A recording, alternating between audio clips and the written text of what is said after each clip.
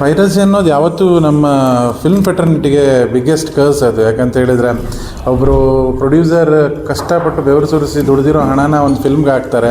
ಆ ಫಿಲ್ಮ್ನ ಒಬ್ಬ ನಿರ್ದೇಶಕ ಎಷ್ಟೋ ವರ್ಷಗಳಿಂದ ಕನಸು ಕಟ್ಟಿ ಅದನ್ನು ನಿರ್ದೇಶಿಸಿ ಅದನ್ನು ಒಂದು ಪ್ರಾಡಕ್ಟ್ನ ಜನಗಳಿಗೆ ರೀಚ್ ಮಾಡೋ ಹೊತ್ತಲ್ಲಿ ಯಾರೋ ಒಬ್ಬರು ಒಂದು ಥಿಯೇಟ್ರ್ ಮೂಲೆಯಲ್ಲಿ ಕೂತ್ಕೊಂಡ ಅಥವಾ ಏನೋ ಒಂದು ಗಿಮಿಕ್ ಮಾಡಿಕೊಂಡು ಆ ಸಿನಿಮಾನ ಸೆರೆ ಹಿಡಿದು ಅದನ್ನು ತಗೊಂಡೋಗಿ ಕದ್ದು ಮುಚ್ಚಿ ಬೇರೆಯವ್ರಿಗೆ ಮಾಡ್ತಾರಲ್ಲ, ಅದು ಯಾಕೆ ಅಂತ ನನಗೆ ಇನ್ನೂ ಗೊತ್ತಾಗ್ತಿಲ್ಲ. ಯಾಕಂತ ಹೇಳಿದರೆ ಅದು ಯಾವತ್ತೂ ಮಾಡಬಾರ್ದಂಥ ಒಂದು ವಿಷಯ. ಅದರಿಂದ ಪ್ರೊಡ್ಯೂಸರಿಗೆ ಸಿಕ್ಕಾಪಟ್ಟೆ ಲಾಸ್ ಆಗುತ್ತೆ. ಅವನು ಏನೋ ಒಂದು ಪ್ಯಾಷನೇಟಾಗಿ ಸಿನಿಮಾ ಮಾಡಬೇಕಂತ ಬಂದರೂ ಅವನು ಆ ನಷ್ಟದಿಂದ ಇನ್ನೊಂದು ಸಿನಿಮಾ ಮಾಡೋಕ್ಕೆ ಮುಂದೆ ಬರಲ್ಲ ಅವನಿಗೆ.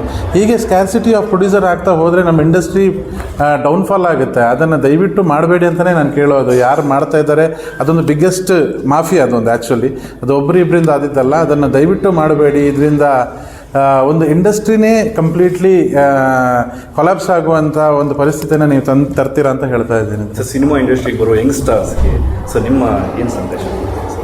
ಯಂಗ್ಸ್ಟರ್ಸಿಗೆ ಆಲ್ವೇಸ್ ಫಾಲೋ ಯುವರ್ ಪ್ಯಾಷನ್ ಅಂತಲೇ ಹೇಳೋದು. ಯಾಕಂತ ಹೇಳಿದರೆ ಇಂಡಸ್ಟ್ರಿ ಅನ್ನೋದು, ಸಿನಿಮಾ ಅನ್ನೋದು ಅಥವಾ ಸಿನಿಮಾ ಇಂಡಸ್ಟ್ರಿ ಅನ್ನೋದು ಒಂದು ಸಣ್ಣ ಇಂಡಸ್ಟ್ರಿ ಅಲ್ಲ.